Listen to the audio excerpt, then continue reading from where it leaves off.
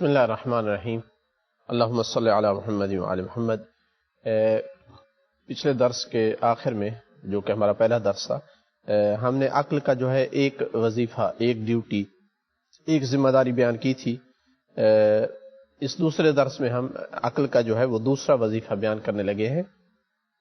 عقل کا دوسرا وظیفہ یہ ہے کہ ذہن میں، انسانی ذہن میں جتنی معلومات آتی ہیں حواس خمسہ کے ذریعے سے، عقل کیا کرتی ہے؟ عقل ان کا جائزہ لیتی ہے، ان کی تحلیل کرتی ہے، جو اضافات ہوتے ہیں ان کو ہٹاتی ہے عقل، نتیجہ نکالتی ہے، جس سے جو ہے وہ علوم وجود میں آتے ہیں۔ تو آپ اگر اس میں تأمل کریں، کتنے علوم ایسے ہیں کہ ان میں جو ہے وہ عقل کا یہ کردار ہے کہ جو معلومات حواس خمسہ کے ذریعے سے عقل کے پاس آئی تھی، ان معلومات کی چھانٹ کانٹ، ان معلومات کو ایک دوسرے سے جوڑنا، ان معلومات سے جو ہے وہ نتائج نکالنا، ان کو تجربہ کرنا، ان کو عام کرنا، ان کے ذریعے سے، یعنی ان کاموں کے ذریعے سے جو ہے ایک علم جو ہے وجود میں آیا۔ اس کی ایک مثال آپ کو میں دیتا چلوں کہ جب آنکھ دیکھتی ہے کہ دور سے جو ہے وہ دھواں اٹھ رہا ہے، تو یہ آنکھ یہ تصویر کہ دھواں اٹھ رہا ہے نقل کرتی ہے۔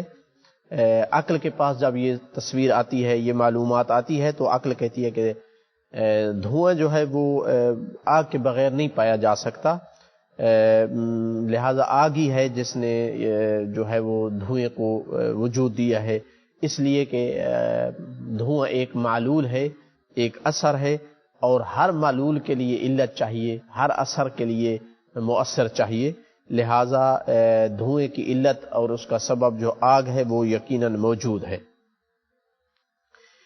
تو یہ جو دو ہم نے عقل کے وظیفے بتائے، عقل کی دو ڈیوٹیاں بتائیں، ان کے ذریعے سے معلوم ہو، یعنی نتیجہ ہم نکال سکتے ہیں، معلوم ہو جائے گا کہ جو حصی معرفت ہے وہ ایک پہلا قدم ہے معرفت کا، ابتدائی سٹیج ہے معرفت کی، ابتدائی سیڑھی ہے۔ اس سے جو ہے ہم پھر آگے چلتے ہیں بہت سارے معارف کی طرف، بہت ساری معلومات کی طرف، بہت سارے علوم کی طرف عقل کے ذریعے سے پھر اشارہ فرمایا القلب ینبوع الحکمہ، دل جو ہے وہ حکمت کا ایک چشمہ ہے، والاذن مغیضها، اور کان اس کے لیے راستہ ہے۔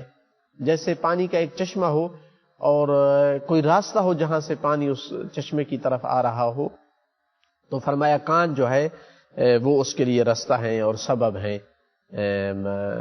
دل کی اس معرفت کے چشمے کا۔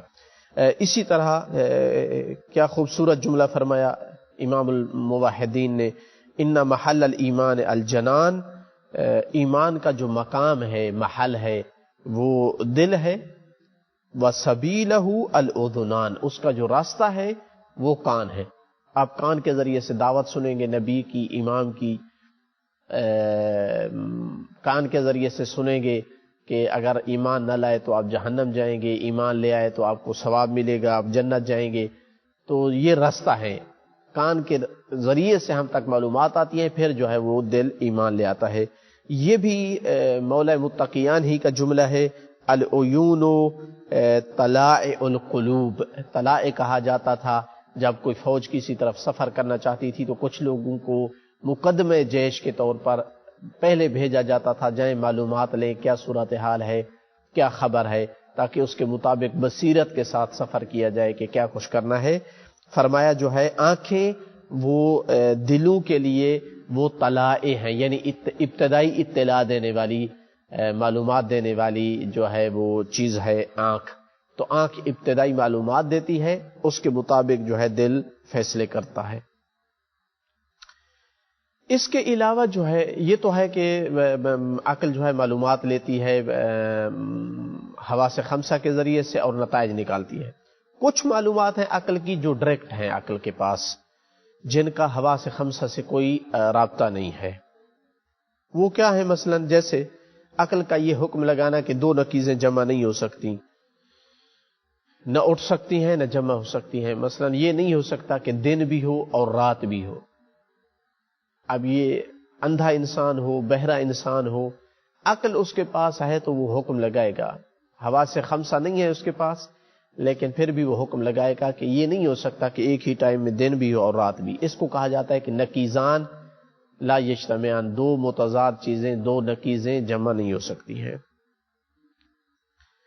لیکن اب یہاں تک پہنچنے کے بعد اگلا سوال ہمارا یہ ہوگا، اگلا کویسچن، کہ کیا معرفت حاصل کرنے کے لیے، انسانی معرفت حاصل کرنے کی یہی ذرائع ہیں، یہی اسباب ہیں، یہی راستے ہیں، یعنی حواس خمسہ اور عقل، یا اس کے علاوہ بھی ممکن ہے کہ کوئی چیز ذریعہ بنے انسان کی معرفت کا؟ تو اس کے جواب میں ہم یہ عرض کریں گے کہ اس میں کوئی شک نہیں، اس میں کوئی شک نہیں کہ حواس کی جو معرفت ہے وہ محدود ہے، صرف وہاں تک جو مادیات ہیں، بلکہ ان میں بھی کئی ایک اخطاء ہے۔ حقیقت تو یہ ہے، چاہے انسان جتنی ترقی کر چکا ہے، اس کے پاس آلات آ چکے ہیں، اس کے باوجود بھی کئی ایک جگہ پہ حواس کو جو ہے خطا ہوتی ہے۔ عقل کی معرفت ان سے کہیں وسیع ہے، لیکن اس کے باوجود بھی محدود ہے۔ تو حواس کی معرفت بھی محدود ہے اور خطا بھی ہے۔ عقل کی معرفت وسیع ہونے کے باوجود بھی محدود ہے اور اس کی بھی اخطاء ہیں، جس وجہ سے انسان کی جو سعادت ہے اس کو حاصل کرنے کے لیے عقل اکیلے کافی نہیں ہے، نہ حواس کافی ہے نہ عقل کافی ہے۔ اگر عقل کافی ہوتی تو انسان اپنی زندگی کو تباہ نہ کرتا، انسان ہمیشہ سعادت بھری زندگی بسر کرتا۔ جبکہ ہم دیکھتے ہیں کہ انسان نے ایسے ایسے کام کیے ہیں، عقل کو استعمال کر کے ایسے ایسے کام کیے ہیں کہ جو انسان کی تباہی کا موجب بنے، اس لیے کہ غلط سوچ تھی، اس لیے کہ عقل کا وہ استعمال صحیح نہیں تھا۔ ایسی ایسی جنگیں کی جس نے خشک و تر کو جلا دیا، تباہ کر دیا، ملک تباہ ہو گئے، بڑے بڑے علاقے جو ہے وہ ختم ہو گئے، بڑے بڑے ظلم ہوئے اس کائنات میں، ظالم اور جابر حکمران آئے۔ حالانکہ ان کے پاس عقلیں تھیں، وہ اپنی عقلوں کو استعمال کر رہے تھے، لیکن غلط طریقے سے ان کو استعمال کر رہے تھے۔ اس لیے امام صادق علیہ السلام سے جب پوچھا گیا کہ عقل کیا ہے، تو امام نے فرمایا کہ ما عبد بہ الرحمن وقتو سے بہ الجنان، کہ عقل وہ ہے جس کے ذریعے سے رحمان کی عبادت کی جاتی ہے اور جنت کو جو ہے وہ کسب کیا جاتا ہے، حاصل کیا جاتا ہے۔ تو فرمایا کہ فلاں آدمی، ایک آدمی کا نام لیا راوی نے، فلاں آدمی جو ہے اس کے پاس کیا تھا، وہ آدمی ایک ظالم آدمی تھا، ایک جابر آدمی تھا اور چالاک بہت تھا، کامیاب تھا، دنیاوی سطح پہ کامیاب حکومت تھی اس کی۔ تو فرمایا کہ نہیں، وہ جو ہے نکرا تھا، وہ شیطنت تھی، یعنی عقل کا غلط استعمال تھا۔ وہی شبیہۃ بالعقل، فرمایا وہ جو ہے عقل کے شبیہ تھی وہ ایک چیز، ولیست بعقل، عقل نہیں تھی۔ یعنی مراد ہے کہ اللہ نے جو قوت دی تھی سوچنے والی، اس کو غلط استعمال کیا گیا۔ اس کو صحیح استعمال کیا جائے تو رحمان کی عبادت کی جاتی ہے، جنت کسب کی جاتی ہے، اس کو غلط استعمال کیا جاتا ہے تو انسان جہنم کسب کرتا ہے۔ تو باوجود اس کے کہ عقل بھی ایک بہت بڑی پاور ہے معرفت حاصل کرنے کی، لیکن اس کے باوجود اس کی ایک حد ہے۔ اسی وجہ سے عقل جو ہے وہ دنیا سے ہٹ کر کے دوسرے عوالم کے بارے میں، دوسرے جو عالم ہیں ان کی معرفت حاصل نہیں کر سکتا۔ مثلا عالم علوی جو دنیا سے بلند عالم ہے، اس کی معرفت حاصل نہیں کر سکتا، اس لیے کہ وہ اس کے ادراک سے باہر ہے، اس کی رسائی ان عوالم تک نہیں ہے۔ کئی ایک نصوص ہیں جو اشارہ کر رہی ہیں اس طرف کہ عقل جو ہے وہ محدود ہے، تمام معارف کی جو ہے وہ معرفت حاصل نہیں کر سکتا ہے۔ ان میں سے ایک معرفت خالق کی معرفت ہے۔ فرمایا یعلم ما بین ایدیہم وما خلفہم ولا یحیطون بہ علما، پروردگار جو ہے وہ جو ان لوگوں کے سامنے ہے، جو ان کے پیچھے ہے، یعنی تمام کا اس نے احاطہ کیا ہوا ہے، لیکن انسان جو ہے وہ اللہ تعالیٰ کا احاطہ اپنے علم اور معرفت کے ذریعے سے نہیں کر سکتا ہے، اس لیے کہ انسان کا عقل جو ہے وہ ایک محدود چیز ہے۔ امیر المومنین علیہ الصلوۃ والسلام نے ثعلب یمانی کے لیے اس چیز کو بیان کیا تھا جب اس نے سوال کیا تھا، ہر رأیت ربک یا امیر المؤمنین علیہ السلام، اے امیر المومنین تو نے رب کو دیکھا ہے؟ تو جواب میں فرمایا تھا، افاعبد ما لا ارا، کیا میں اس کی عبادت کر سکتا ہوں جس کو میں نہ دیکھوں؟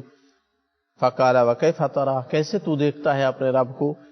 قال لا تدرکہ العیون بمشاہدۃ العیان، آنکھیں اس کو نہیں دیکھ سکتی، اس کا درک اس کو نہیں کر سکتی، لیکن تدرکہ القلوب بحقائق الایمان، ایمان کی حقیقتوں کے ذریعے سے قلوب اور دل جو ہے وہ اس کا ادراک کر سکتی ہے۔ تو لہذا خالق جو ہے، جو الہ ہے، معبود ہے، وہ موجود ہے لیکن بہت بلند ہے، عقل اس کی حقیقت کا ادراک نہیں کر سکتی ہے۔ پس ضروری ہے کہ ہم جو ہے اس چیز کا ادراک کریں، اعتراف کریں کہ انسان مباشرتاً ڈائریکٹ اس کی معرفت حاصل نہیں کر سکتا ہے، نہ حواس کے ذریعے سے، نہ ہی اپنی محدود سوچ اور عقل اور فکر کے ذریعے سے۔ یہاں پر انسان ضرورت محسوس کرتا ہے، اس چیز کا محتاج ہوا ہے کہ کوئی اور وسیلہ، کوئی اور رستہ، کوئی اور ذریعہ ہو جس کے ذریعے سے ان عوالم کی معرفت حاصل کی جائے جو انسان کی عقل سے ماورا ہیں، اس خالق کی معرفت حاصل کی جائے جو عقل کے اندر سمانے والا نہیں ہے، جس کے ذریعے سے، جس راستے سے، جس سبب کے ذریعے سے انسان اپنے رب کی معرفت حاصل کر لے، تاکہ اپنے پروردگار کی رضا کو حاصل کر لے، تاکہ اس کے ثواب کو حاصل کر لے، تاکہ اس کے غضب سے بچ جائے۔ لہذا ضرورت تھی، خلاصہ کلام یہ ہے کہ ضرورت تھی کہ کوئی اور ذریعہ اور وسیلہ ہو ان عوالم کی معرفت حاصل کرنے کا جو عقل سے باہر ہیں، اس رب کی صحیح معرفت حاصل کرنے کا جس کو انسان عقل کے ذریعے سے جس کی حقیقت کو درک نہیں کر سکتا، تاکہ اس وسیلے کے ذریعے سے جان سکے انسان کہ رب کس چیز پر راضی ہے، کس چیز سے وہ ناراض ہے۔ اس وسیلے معرفت کا نام وحی ہے۔ وحی ایک انسانی معرفت کا تیسرا ذریعہ ہے، حواس سے ہٹ کر کے ہے، عقل سے ہٹ کر کے ہے، یہ تیسرا ذریعہ ہے۔ تو وحی کیا ہے؟ وسیلۃ غیبیہ، معرفت کا ایک غیبی ذریعہ ہے جو انبیاء کے ساتھ خاص ہے۔ انبیاء ڈائریکٹ وحی کے ذریعے سے معرفت حاصل کرتے ہیں، پھر دوسری مخلوقات کے تک پہنچاتے ہیں، لہذا عام انسانوں تک وحی نبی کے ذریعے سے آتی ہے، پہنچتی ہے۔ تو وحی کے ذریعے جو معرفت ہے وہ پہلے نبی پر آتی ہے، اس کو پہنچتی ہے، پھر ہم عام انسانوں تک پہنچتی ہے۔ یہ ایسا ذریعہ ہے معرفت کا جو نہ تو حسی ہے اور نہ ہی عقلی ہے، بلکہ یہ ایک بہت بلند و بالا معرفت کا ذریعہ ہے۔ اس ذریعے سے نبی کو جو ہے وحی کی جاتی ہے، ایسے معارف پہنچائے جاتے ہیں جو نہ عقل کے ذریعے سے درک ان کو کیا جا سکتا ہے، نہ ہی حس کے ذریعے سے۔ مثلا عقل یہ تو درک کر سکتی ہے کہ عدل ایک اچھی چیز ہے، حسن ہے، ظلم ایک قبیح اور بری چیز ہے، لیکن عقل یہ نہیں درک کر سکتی کہ صبح کی جو ہے وہ 2 رکعت ہونی چاہیے، ان کو اللہ پسند کرتا ہے، اس پہ اللہ راضی ہے، نہ 1 رکعت پہ راضی ہے، نہ 3 رکعت پہ راضی ہے۔ عقل یہ چیز درک نہیں کر سکتی۔ عقل اس چیز کو درک نہیں کر سکتی ہے کہ حج جو ہے وہ ہر مستطیع پر واجب ہے۔ عقل یہ درک نہیں کر سکتی کہ یہ کائنات کی ابتدا کیسے ہوئی، کس نے اس کو خلق کیا، کیسے خلق کیا۔ عقل اس چیز کو درک نہیں کر سکتی کہ مستقبل میں کیا ہونے والا ہے، انسان کے ختم ہو جانے کے بعد کون سا عالم آئے گا، اس میں کیا حالات ہوں گے، قیامت کا دن ہوگا تو کیسا ہوگا، اس میں کیا کچھ ہونے والا ہے۔ یہ سب چیزیں عقل کے ادراک سے باہر ہیں۔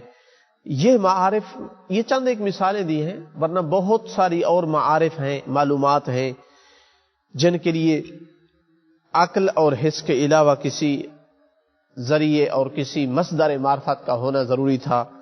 اس مصدر کو وحی کہا جاتا ہے۔ ہماری اب تک جتنی گفتگو ہوئی ہے ان کو ہم چند ایک امور میں ان کا خلاصہ کر رہے ہیں۔